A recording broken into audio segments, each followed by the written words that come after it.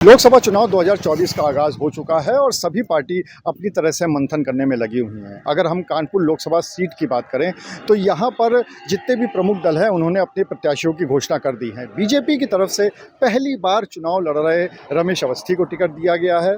अगर हम गठबंधन की बात करें तो ये सीट कांग्रेस के पास गई थी और कांग्रेस की तरफ से आलोक मिश्रा को टिकट दिया गया। वहीं अगर हम बसपा की बात करें तो कुलदीप भदौरिया को इस बार मैदान में उतारा गया है। यहाँ पर इस बार के चुनाव में दो बातें बहुत ही महत्वपूर्ण हैं जो कि सामने निकल के आ रही हैं। सबसे पहली बात, यहाँ पर ब्राह्मण प्रत्याशी बीजेपी और कांग्रेस दोनों की तरफ से उतारा गया है। ये बात इसलिए महत्वपूर्ण है क्योंकि बीजेपी की तरफ से तो ब्राह्मण प्रत्याशी कई बार उतारे गए हैं और उन्होंने जीत भी हासिल की है। और जिस समय बीच में एक बार सतीश महाना को टिकट दी गई थी तब बीजेपी को हार का भी सामना करना पड़ा था। लेकिन अगर हम कांग्रेस की बात करें तो कांग्रेस ने यहाँ पर ब्राह्मण प्रत्याशी तकरीबन 30 साल बाद उतारा है। यानी तकरीबन 30-32 साल के बाद कानपुर लोकसभा सीट पर कांग्रेस ने ब्राह्मण प्रत्याशी को टिकट दिया है। ये भी काफ़ी महत्वपूर्ण है और ये महत्वपूर्ण इसलिए भी है क्योंकि अगर हम कानपुर लोकसभा सीट की वोटों की गणित की बात करें तो सारा सिनेरियो समझ में आता है। यहाँ पर सामान्य वर्ग के तकरीबन 5 लाख के आसपास वोट हैं और मुस्लिम वोट यहाँ पर तकरीबन 4 लाख के आसपास हैं।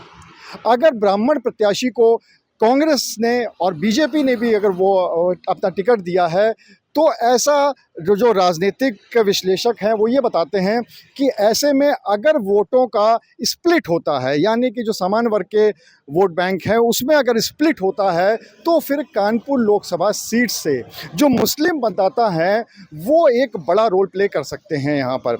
वो इसलिए क्योंकि गठबंधन में इस बार टिकट गई है और जो समाजवादी पार्टी और कांग्रेस के बीच में गठबंधन है तो इस गठबंधन का जो वोट बैंक है और ख़ासकर जो अल्पसंख्यक वोट बैंक है वो अगर गठबंधन के प्रत्याशी को जाता है तो फिर एक बड़ा उलटफेर देखने को मिल सकता है।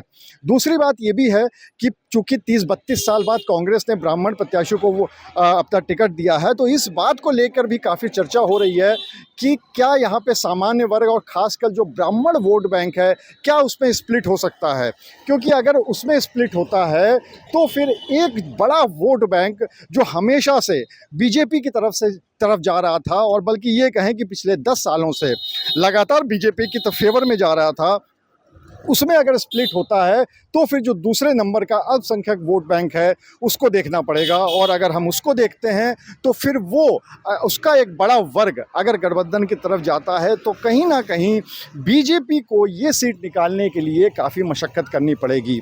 हालांकि लोकतंत्र है, यहाँ पर लोकतंत्र में जनता ही जनार्दन होती है और जनता किसको वोट देती है ये तो आने वाला समय ही बताएगा। लेकिन फ़िलहाल जो गणित है उससे ये पता चलता है कि ना तो बीजेपी के लिए, ना गठबंधन के लिए और ना ही बसपा के लिए, किसी के लिए भी ये सीट आसान नहीं होने वाली है, एक तरफा नहीं होने वाली है। और इस बार एक रोचक चुनाव कानपुर लोकसभा सीट पर देखने को मिलेगा।